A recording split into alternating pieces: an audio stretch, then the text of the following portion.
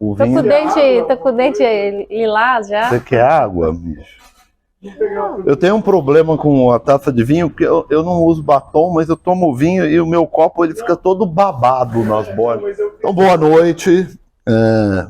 Bem-vindos à Ponta de Lança, sempre agradecendo o Bruno, a Renata pelo espaço aconchegante para a gente seguir com essa conversa com o autor. Hoje conversa com a autora e eu tenho o prazer de receber aqui a Michele Provence, autora de Marinheira de Açude, publicado recentemente pela Reformatória, um livro que eu sempre digo originalíssimo e que eu gosto muito e que é uma alegria ter no catálogo e uma alegria te receber aqui, Mich. Eu que agradeço, é uma alegria minha. E aí, assim, eu vou tentar, mas eu não vou conseguir fugir das perguntas clichês que um tiozão como eu tem vontade de fazer. Tudo bem, eu tô acostumada, vai, pode. E aí, assim, aquelas curiosidades que a gente tem quando a gente tem uma amiga modelo. Eu nunca tive uma amiga modelo. Tá né? vendo? Seu sonho. Aí... Vamos abrir as portas da esperança. Pois Dá é. que você pede, né? E aí, assim, como é que era a Mich vem de Maravilha, uma cidade do oeste catarinense. Extremo oeste. Extremo oeste catarinense. Uma cidade muito pequena. Eu acho que no livro, em algum momento, você nem fala cidade, você se refere com uma outra... É uma cidade rodeada de outras cidades muito particulares, com nomes muito particulares, né? Tem Saudade, Riqueza, Modelo, inclusive tem uma cidade que faz divisa com Maravilha que chama Modelo. Imagina se eu fosse modelo, nascida em Modelo, quão redundante seria a vida.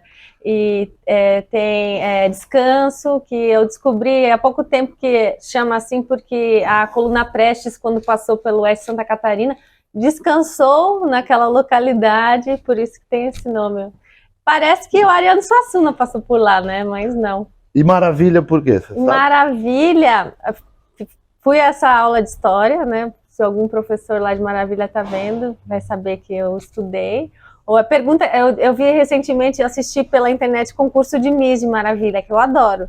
E você já ganhou esse concurso? Não, mas me convidaram já para ser a candidata à rainha do município. E daí tinha as perguntas, assim, de Miss, e uma das perguntas você tinha que contar a história da cidade. E eu achei muito legal, porque eu falei, poxa, eu daria conta, né, de contar a história da minha cidade. É que é colonizada por imigrantes italianos, né, colonos e alemães, mas por uma companhia territorialista chamada Sul Brasil. Até eu falo um pouco deles no livro. E eram todos argentinos, então eles subiram no alto do morro, lá onde era o Morro dos Padres, e um exclamou, que maravilha, e aí... né, maravilha, e daí ficou maravilha, por causa da Copa das Araucárias.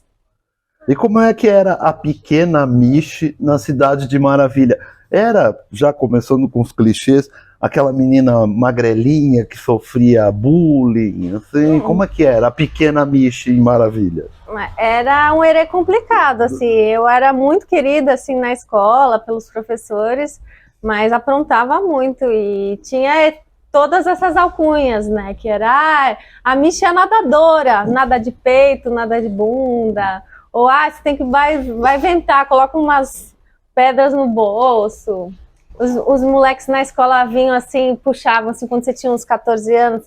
Ai, não tem sutiã, mas eu também me virava bem. Eu chegava assim, quer saber, meu bem, quando você tiver 20 anos, você vai ser um bucho e eu vou ser linda. Eu falava, não tem que ser gostosa com 14 anos. Eu já sabia, eu falava, não levava a sério. Eu falei, essa coisa de ser já desenvolvida o corpo, assim, toda bonitona com 14 anos. Eu falei, não, eu vou no meu tempo. Claro que eu não peguei ninguém enquanto eu morava na cidade. Eu saí de lá, não tinha nem dado um beijo na boca. Eu tinha 16 anos. É mesmo, tá vendo? Que coisa. Todo mundo me achava feia. E você saiu de lá com 16 anos já para trabalhar? Assim? Fui pra Como é que se deu isso? Assim, alguém te descobriu? Um olheiro foi lá e falou, olha... Inclusive eu tenho, olha como eu sou chique, eu tenho 37 anos, mas com 30 anos eu lancei uma biografia, né? A pessoa que se acha importante. Meu primeiro livro, que chama Preciso Rodar o Mundo, eu conto um pouco da trajetória de modelo e como começou, que a primeira coisa é sair de casa. Na época, minha mãe, ela estava doente, ela estava com câncer e o tratamento era feito em Florianópolis, que é a capital. Dá umas 9 horas, assim, você tem que atravessar o estado. É, bem longe. E daí meu pai foi para lá, eu fiquei ali com o meu irmão em casa, com os gatos, enfim, eu tinha 13 gatos na época, 13, um número muito propício.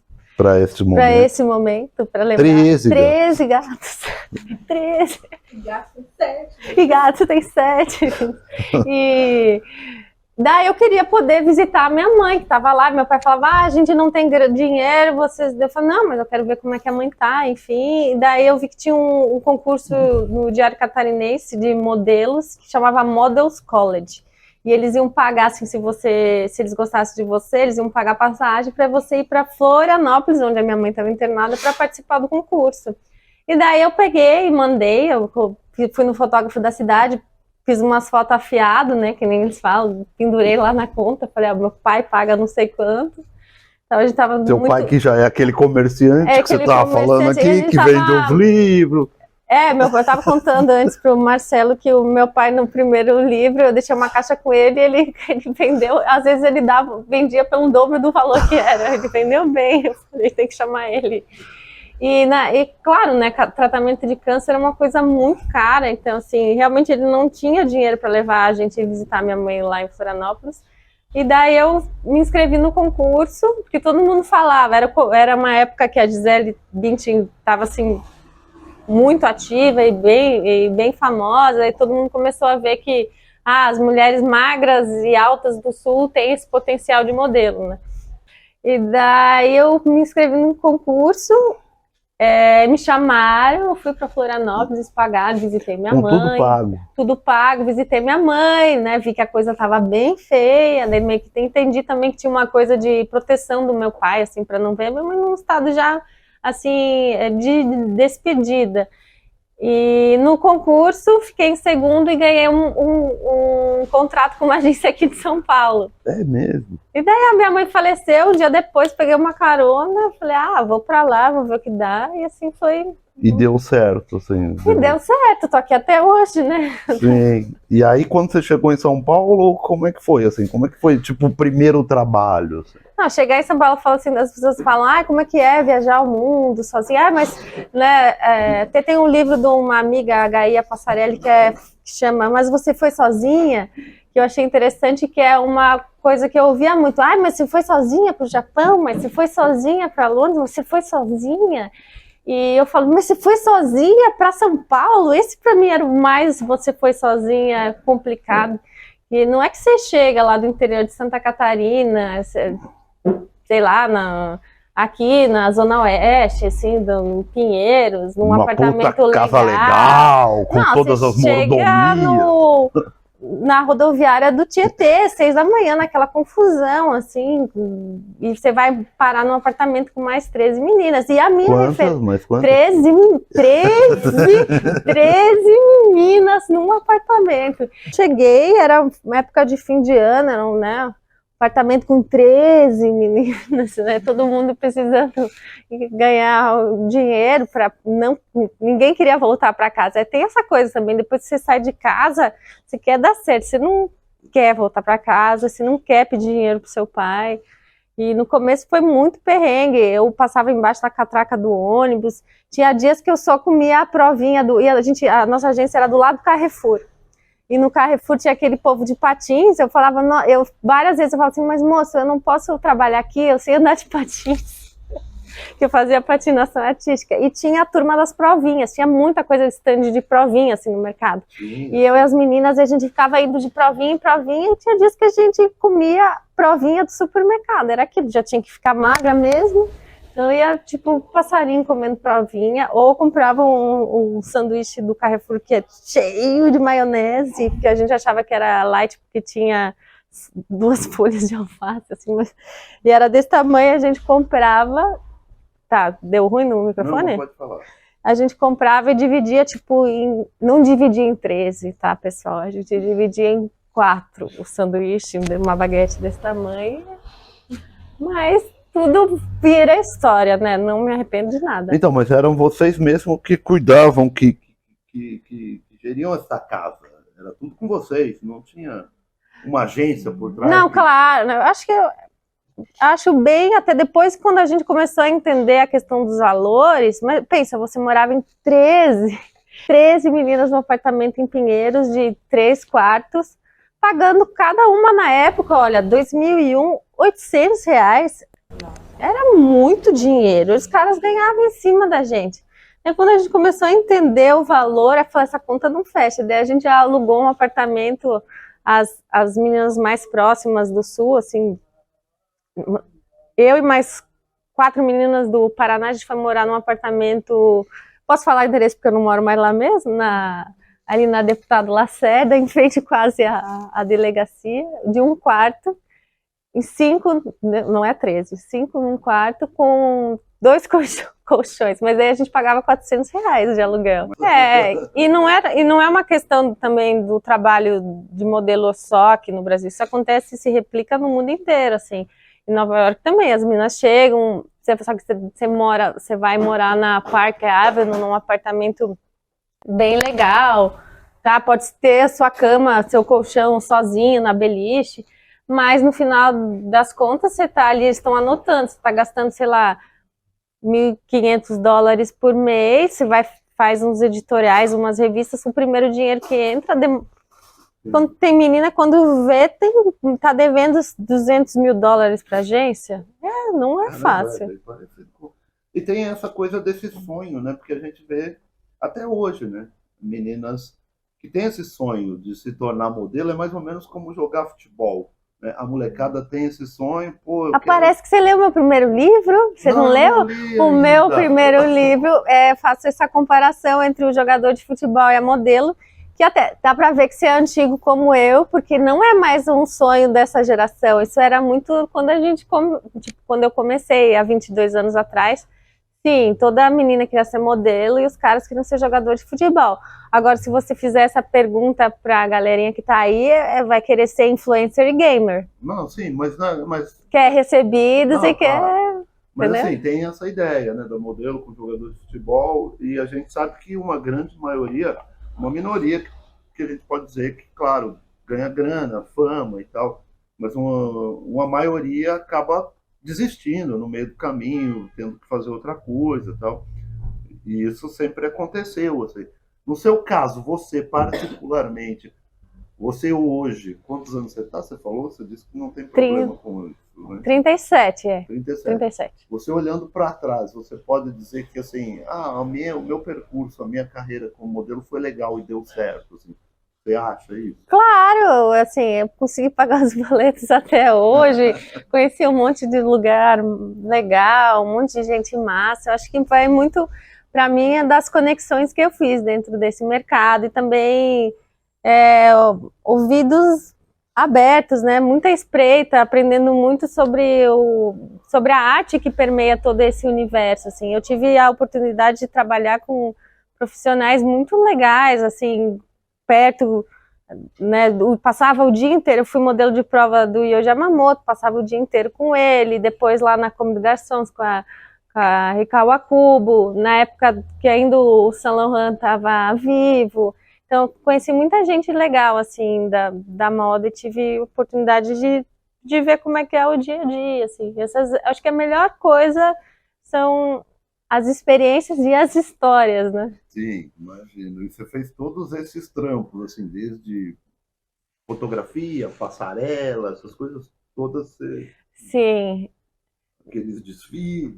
Muito desfile, que era uma coisa que pagava mal, mas a gente gostava de fazer, né? Paga mal? Não, paga mal. Assim, comparado com o que a gente chamava de modelo comercial, assim, você fazer uma publicidade de cerveja. É que hoje em dia tudo isso mudou. Também eu já sou uma pessoa das antigas nesse lance. Nas antigas eu queria estar na Victoria's Secret, fazer aqueles desfile cafona com asa de anjo, porque as meninas ganhavam uma grana, mas eu acho muito cafona. É muito cafona.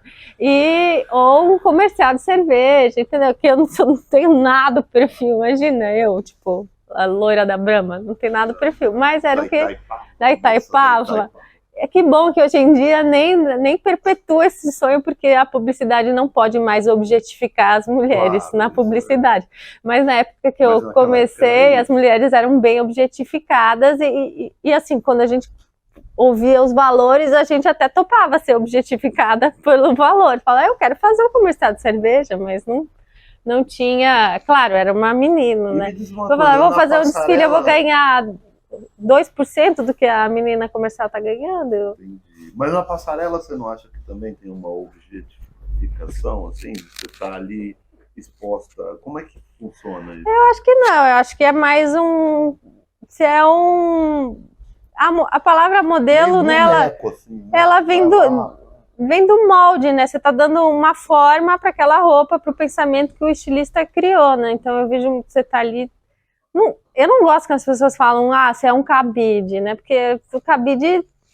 Tem cabide, você coloca a roupa, a coisa fica sem graça. Você vê a roupa no cabide, tipo, você não tem desejo de comprar. Mas aí você vê a roupa num corpo, com vida, você cria desejo. Então, acho que ali a função da modelo é justamente a moda, é criar desejo, né, para outra pessoa. E você falou que A gente antigamente, vende desejo. sim, que as coisas mudaram e tal. Então, também tem isso. Naquele rolê das antigas, tinha que ser essa mulher magra, né, um estereótipo, assim. E hoje isso já mudou, assim, a gente tem pessoas gordas, a gente tem pessoas pretas, a gente tem índios na moda, no desfile. Como é que tá? Então, a moda, primeiro a gente parte do ponto que a moda, ela é reativa, ela não é proativa. Se tá dando dinheiro, ela vai reagir, então, ela vai reagir, ela vai mudar. Ainda bem, eu acho muito legal que tem várias mudanças. Hoje em dia, finalmente você vê corpos plurais, você vê meninas gordas, você vê corpos negros, você vê indígenas, você vê modelos trans, isso é muito legal, cada vez mais, mas a gente está vivendo um momento, não sei se você acompanha as tendências, que é uma coisa... A gente está vivendo um momento na moda que é muito parecido com quando eu comecei, que é os anos 2000. Os anos 2000 estão na moda, aquela coisa... Se você liga, eu fui no mercado e escutei Backstreet Boys, assim, calça cintura baixa, piercing no umbigo, sobrancelha fina, e essa estética anos 2000 era quando as modelos eram muito magras, que foi quando eu comecei. Então também tem, assim, óbvio que tem esses corpos plurais que é muito mais graças à pressão das pessoas, do consumidor, de querer se ver na modelo, que eu acho que isso é muito legal, o consumidor tem que ficar realmente ali pressionando. E é verdade, outra pergunta meio clichê, mas é verdade que o mundo da moda é muito sexo, drogas e bulimia?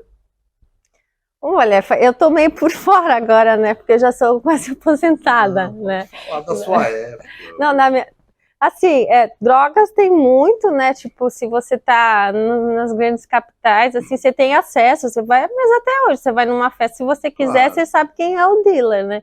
Sim. Então, assim, vai de você dizer não ou sim pra bandeja que vai O bom é passar. que o dealer hoje você pode chamar pelo WhatsApp, Mas, naquela época não tinha. Não tinha, mas sempre teve, assim, esses universos nessas festas, que são o universo da elite mesmo, onde tem dinheiro, tem droga, a gente sabe disso. Mas, você falou do que mais? Sexo? Sexo, drogas e bulimia. Bulimia? Sim, convivi com... Porque a bulimia também não é só, sei lá, só vomitar. Depois de um tempo você começa a aprender, assim. Até nesse ponto eu tive fases bulêmicas, que é quando você come e você quer caminhar 5 horas. É um tipo de bulimia, porque... né, você quer tirar aquele alimento do seu corpo, não é só o ato de vomitar, né?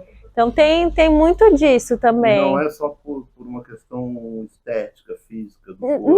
Eu acho que é pressão, ao meu ponto de ver, das pessoas que eu convivi, é uma pressão do mercado para estar... Eu não sei como é que tá agora com as meninas que fazem passarela, que fazem desfiles, mas é isso, é para você caber no tal da roupa 34, 36. Era nunca, eu sempre eu era muito magra, tipo, eu cheguei em São Paulo, era 10 quilos mais magra que eu sou. Eu nem sei quanto eu peso, mas era mais magra. Minhas pessoas ficavam brigando comigo porque eu tinha bochecha, mas era uma bochecha de criança, assim. E quando você é criança, de 16 anos, como é que você perde uma bochecha? Eu ficava andando, fazia assim, ó, mordia a bochecha, assim. Ridículo, é ridículo. Mas é muito a pressão de fora, né? Pensa que você você é uma menina, você tem 16 anos, assim, as pessoas querem que você seja descolada, que você tenha opinião, mas tá todo mundo dizendo como você tem que se vestir, o que você tem que comer, quantos centímetros tem que ter o seu quadril. E aí? Libertei-me disso. Beleza. E aí depois, e aí você tá brincando aqui, brincando não, falando sério, falando que agora eu tô aposentada disso. E aí você Aposentada, assim, de agência, daquela Sim, coisa quadrada. Eu trabalho ainda como modelo, Sim. bastante. Eu vejo publicidade. Sim. Mas é DJ também. Sim, porque a gente paga os boletos com criatividade, né? Não dá pra hoje em dia. Não, você é só editor? Eu? É. Nossa, eu sou tantas coisas. Então. E você, mas eu já fui DJ também. Tá vendo? Quando eu tinha 18 anos. Todo mundo tem essa fase de DJ, fotógrafo. Eu fui expulso dos lugares onde eu toquei, na maioria. Mas sim, e você já gostava, já Não. Você teve que se virar como todo brasileiro. Não, foi pura oportunidade, eu não vou mentir. Eu não sei porque, eu acho que muito antes de trabalhar na MTV, eu não sei, eu sempre fui muito a shows, então não sei se é porque postava, na época nem era, acho que o Instagram, o Facebook, estava em Paris, e eu não, gastava a metade do meu cachê em ingresso para ver o Paris Saint-Germain ou o Chelsea, gostava muito de futebol, ou para ver show, assim, de bandas indies, enfim. E não sei se a pessoa ficou com aquilo na cabeça, eu cheguei no Brasil, começaram a me chamar para tocar, mas eu nunca tinha visto, nunca tinha tocado nada. E eu falei, não, ia negando os convites, não. Até que me convidaram para tocar no shopping em Curitiba e o cachê era R$3.000, tipo, há 10 anos atrás. Eu falei, mas vou aprender. Daí eu liguei para meus amigos DJs, como é que toca? Eles mostraram, fizeram... O Hugo fez um desenho no papel, aqui é o CDJ, aqui que você clica pegou aquele equipamento com Não, CD, era na época de CD, ele gravou. Não, era CD. Ele gravou os CDs pra mim, falou: aqui você dá o play, aqui você toca. Eu tinha um senso bom pra música, assim, de essa música é legal, essa pode combinar com essa, mas não de mixar. E a primeira vez que eu toquei, eu ganhei R$3.000. Eu me orgulho disso. Você falou agora, há 10 anos atrás. Trabalhei na MTV, essa informação eu não sabia. Pô, ninguém lembra, porque eu já trabalhei na MTV, na MTV nova, não era aquela MTV clássica da Abril, que você tinha aquele tabladinho que você botava o pé, não, eu já trabalhei na MTV da Viacom, a MTV privada já.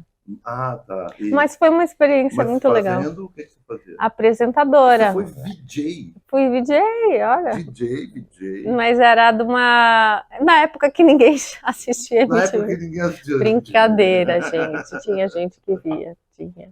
Isso foi o quê? Ano 2000 e quanto? Não, foi 2015. Eu tive um programa muito legal, o primeiro... um programa muito legal, que era de cultura, era eu e meus 2 apresentadores, a Luíta e o Tracy, e a gente tinha um motorhome que estacionava em vários lugares da cidade, ia contando uma história daquele lugar, e tinha os convidados, a gente teve show da Anitta, do Zeca Pagodinho, do Emicida, foi uma experiência muito legal, conheci muita gente legal, o programa era super legal, mas não, que era um programa que acho que talvez a audiência da MTV antiga teria curtido muito, porque era um programa muito forte de cultura, de música, de entretenimento. Mas essa audiência da MTV que eu já peguei já era uma coisa mais nova e que era uma turma também muito legal, mas que curtia mais já essa coisa dos reality shows, que é uma coisa muito forte no Brasil, né?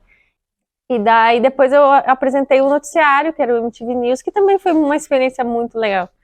Daí sim, já era mais a cara dessa nova MTV. Mas eu fui outras coisas, eu já fui cat sitter, eu já passei dog walker, tipo... Isso ao longo da vida. Ao longo da vida. Você trabalhou assim, como modelo no Brasil e fora. Uhum.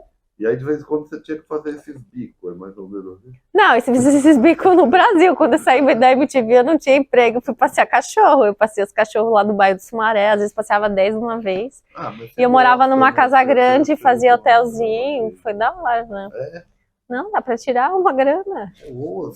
como todo brasileiro, É. se vira, tá bom. Michi, uma vez eu vi você falando, eu não vou lembrar agora onde foi. Você não vai falar do meu Eu livro? vou falar agora, eu ia começar a falar dele. É que o livro é o menos importante aqui. A gente sabe que livro não dá muita audiência. Ah, não é? vende. Ah, não. Mas Dá nós vamos falar no... dele. Tem o TikTok agora, aquela hashtag PUKTok, é Nós uma vamos falar super disso audiência. depois, em off. Você vai me dar umas aulas de TikTok.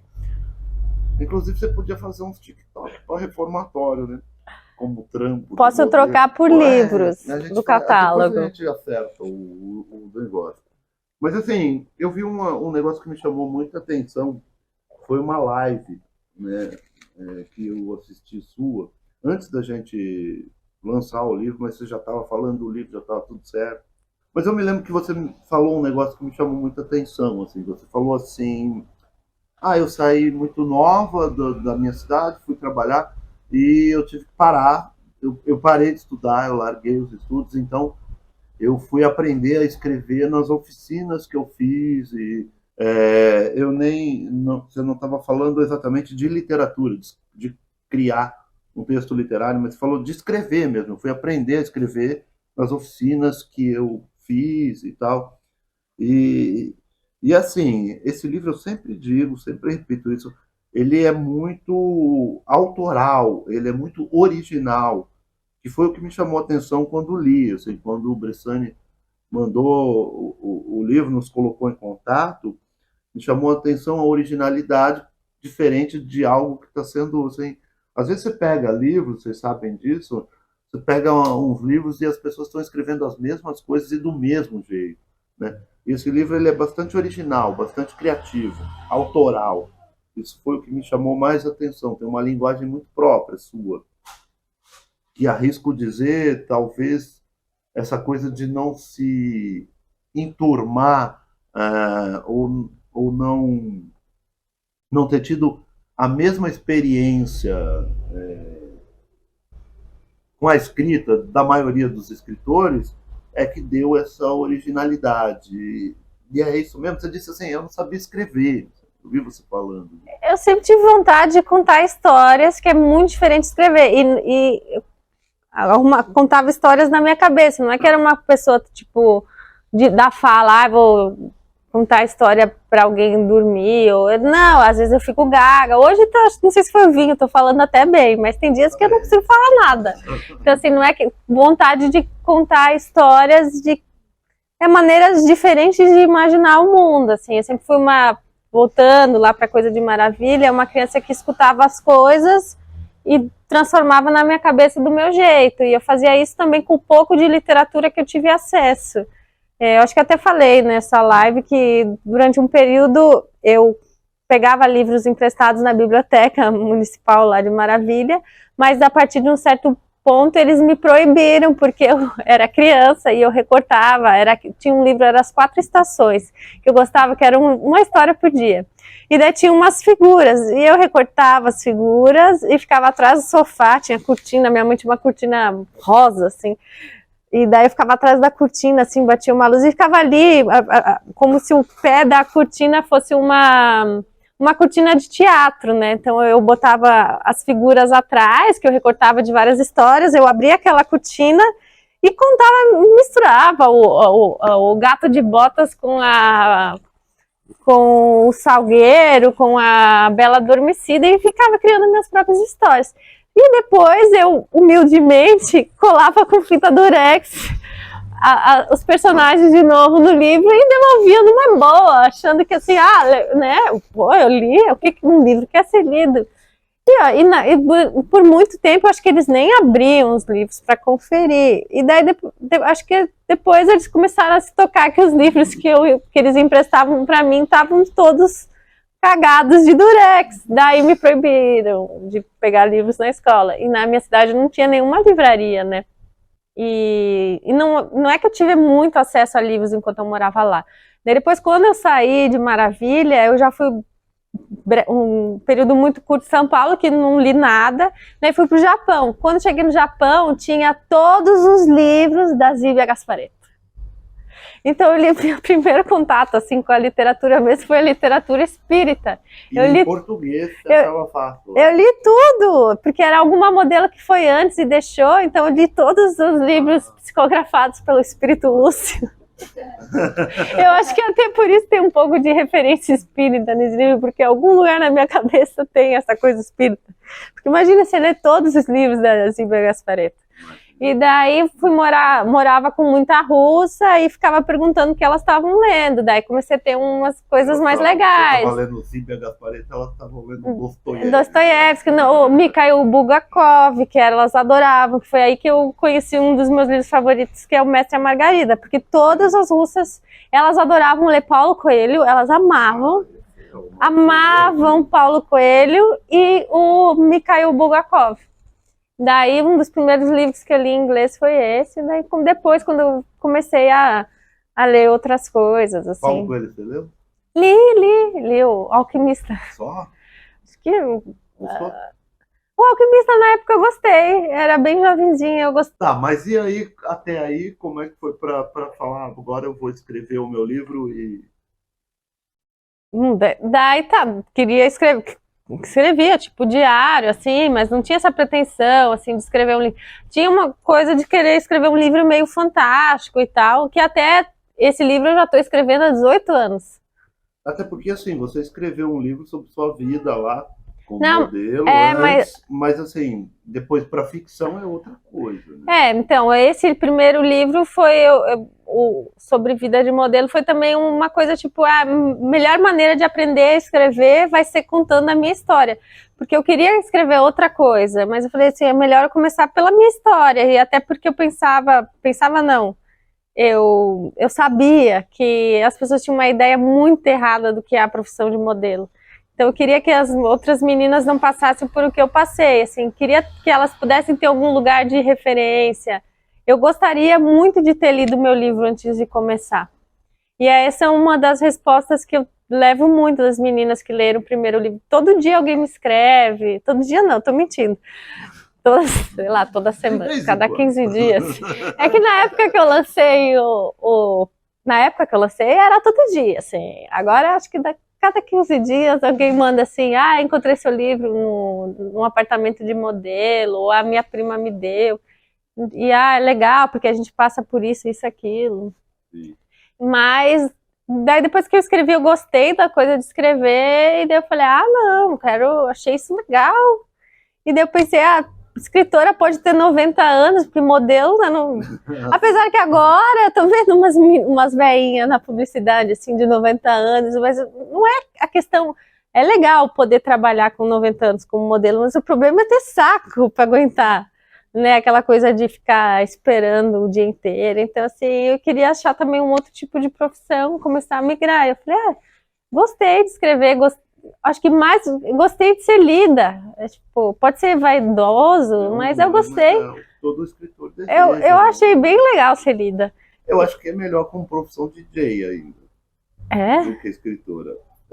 Para se manter, para pagar os boletos. Mas isso é outro assunto. Esse livro aqui é ficção. Tá desincentivando os futuros escritores desse país. Você não pode fazer isso. Esse livro aqui é ficção, certo? É ficção. Ou não? Ou ele também vem nesse caminho autobiográfico do primeiro, e é por isso que você não quer voltar à Maravilha, a família tá brava. Não, quero voltar. Vou voltar final do ano.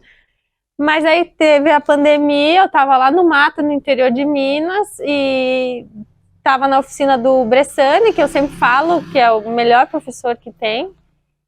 Tive poucos também, né? Baixar a bola dele, porque eu sou... Não, ele é excelente professor, assim. E acho que dentro da oficina dele eu li mais de 100 autores diferentes, assim. A gente descobre muita coisa, isso é muito legal. E tem uma memória, assim, de elefante, eu não sei, ele lembra do livro de todo mundo, assim, lembra das suas referências, eu acho que isso assim, é bem impressionante. E a gente estava ali na oficina, e eu comecei a escrever uns contos que se passavam no interior. Eu não sei se é porque eu estava no mato e acabava lembrando da minha infância, que se passavam ali nesse interior. E os colegas começaram a perceber, poxa, você está sempre trazendo essa coisa do interior de Santa Catarina, por que você não escreve um livro sobre essa temática? Mas eu achei que, assim, quando você falou naquela entrevista, a ideia que eu tinha é que você passava uma ideia de que você talvez não se sentisse tão preparada a escrever, mas depois a ideia que me dá é que você gostou do resultado. Assim. A gente sempre acha que não está preparada, não sei, talvez o Miyakoto, o Walter Hugo, mais povo que vive de livro, talvez se sinta preparada, mas assim, eu e os meus colegas, né, voltando mais atrás, acho que a gente sempre acha que não está preparado, mas depois que a história sai, você fica feliz. É que eu também tenho que ter compaixão com os colegas, porque eu acho que talvez pelo fato de eu não ter tido a cartilha seja mais fácil. Eu não sei no futuro, quando você começa a ter muita referência, você começa a ficar meio com de dedos ou prestar muita atenção no que os outros falam. Mas eu acho que o fato de eu não vir de um lugar acadêmico talvez possa me deixar mais livre nesse sentido, por não ter tido a experiência. Porque eu tô contando a história a partir da experiência que eu tenho. Se eu tivesse tido talvez uma experiência acadêmica, talvez teria ficado mais preocupado com o que as pessoas pensam. E para a gente ir encerrando, Mítia, e os planos próximos, escrevendo, tem projetos futuros, como é que tá? Porque depois que também pega esse vício, é uma coisa louca, né? Você quer escrever. Você começa a gostar da coisa. Mas eu senti uma coisa muito chata, assim. As pessoas veem o conto como se fosse uma categoria a menos na literatura, né? Eu achei muito louco. No lançamento do meu livro, veio uma pessoa de uma editora, uma outra editora X, e falou: agora você tem que escrever um romance. Eu falei: eu acabei de lançar um livro. Deixa eu ficar feliz com isso. Acho que tem. Eu comecei a perceber isso. Você não escreveu crônica, crônica é abaixo. Crônica então é assim, crônica é abaixo da. Eu comecei a perceber uma coisa. Você vai na livraria, daí você fala toda feliz. Pra ver se seu livro tá lá. Eu escrevi um livro. Daí o livro ia falar: é poema? Eu falei: não, é contos. Daí já faz assim. Então eu entendi que você fala, né, que não, poema nem o conto nesse assunto, porque aí é perigosíssimo. Então eu tô começando a entender a hierarquia da literatura, né, eu acho que escrever poema, poesia é uma coisa muito difícil, assim, muito difícil. Eu não entendo de onde vem esse ombrinho, assim, das pessoas. O problema é o seguinte, Michi, a poesia, para mim, é o nível mais elevado da linguagem literária, da literatura. Agora, o problema é que as pessoas acham que a poesia é mais fácil. Mas tem muitos poetas e poetas, né, bons poeta aqui. Tem que ser bom, é muito difícil mas ser poeta. tem. Eu tenho lido umas coisas muito legais. Claro que tem. Agora... Depois, entendi. Então depois vem crônica. Não, a crônica é o gênero... Dizem que é um gênero brasileiro, né, Bruno? Eu não sei dizer se é realmente brasileiro, mas a crônica, ela pega muito no Brasil. O brasileiro gosta de crônica, desde os jornais. No Brasil, a crônica atingiu o mais alto nível de expressividade e de leitores. leitores. Inclusive gente que não lê livro, mas que, lê crônica, sem saber, estava lendo crônica no jornal, né? Mas aí ela foi meio banalizada pelo escritor, porque tem aquela coisa da temática cotidiana. E o conto também, o conto é para quem não tem fôlego de escrever um romance, o que é tudo bobagem. Porque, por exemplo, o Rubem Fonseca, um dos nossos maiores contistas, né, os livros geniais dele são de contos. Os poucos romances que ele tem não brilham tanto quanto contos. Todos os gêneros têm ali a sua beleza, a sua importância. Eu adoro ler conto. Eu sou um leitor de conto e gosto de antologia, que é uma coisa que o Brasil também não gosta, né? Eu gosto de antologia para conhecer autores diferentes e tal. Mas tem isso. Mas isso é bobagem, tá? Tô aprendendo, assim. Mas eu acho que até no mundo que a gente vive, que tudo é muito rápido, eu sinto, assim, das pessoas que estão... É que esse livro é muito diferente do primeiro. E eu peguei, é óbvio, um pouco dos leitores do primeiro que vieram. E justamente as pessoas gostaram. Eu que não gosto muito de ler, que eu tenho uns leitores que não gostam muito de ler, e que tudo bem, eu já fico muito feliz que a pessoa está lendo, eu acho isso incrível.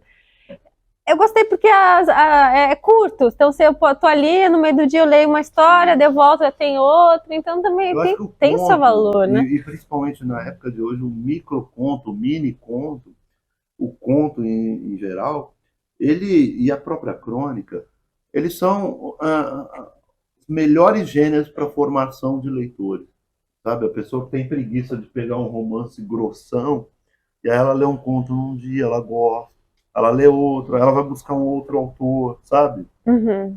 Eu acho que funciona muito bem. Eu tô feliz com o meu livro, eu me orgulho dele. E por que o título do conto que dá nome ao livro Marinheira de Açude? Marinheira de Açude?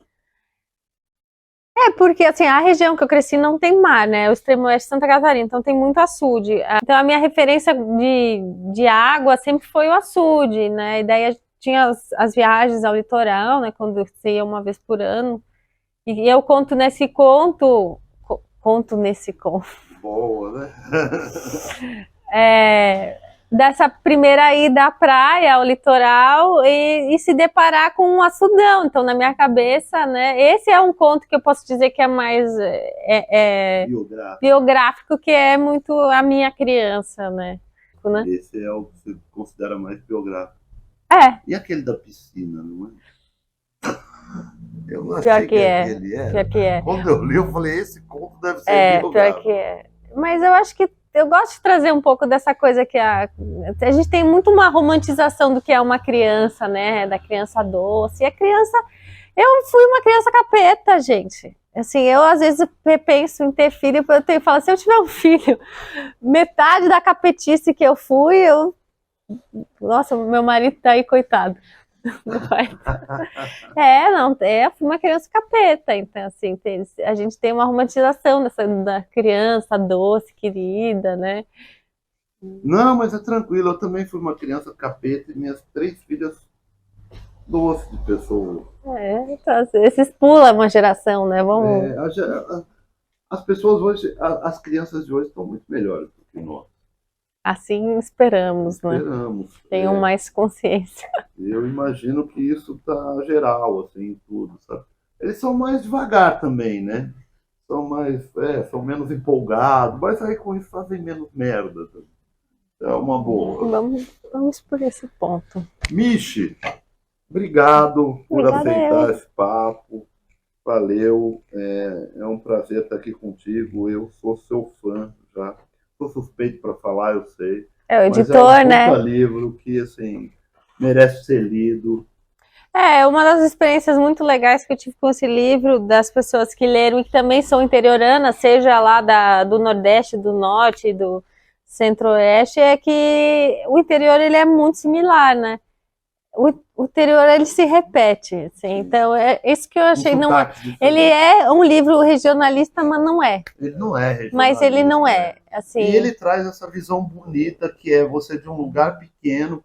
De um lugar pequeno você tem uma visão ali fechada, pequena ainda, né? Mas você vê o mundo por esse ângulo e aí depois você conhece o mundo, né? E analisa, escreve anos depois como é que era essa visão de mundo, com todo o conhecimento que você adquiriu depois, analisando aquela menina. Isso é muito legal, assim, no livro. Isso é a boa literatura. Isso é a boa literatura. Isso é a boa literatura. A boa literatura é aquela que mais do rincão, mais particular, você consegue tornar universal.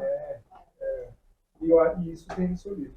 Vou me achar hoje. Pode se achar, Michi. Eu sou muito feliz.